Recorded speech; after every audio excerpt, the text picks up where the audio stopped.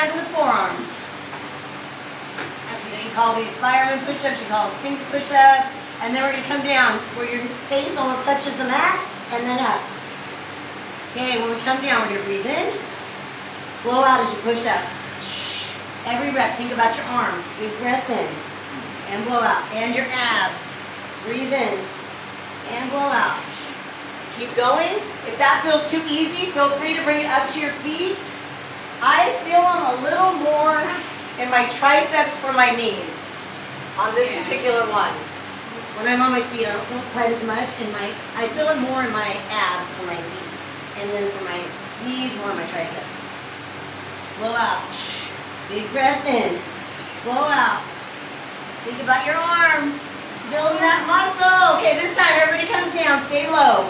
Your face is flush with the mat. Go little. 1, 2, 3, 4. You're on 5.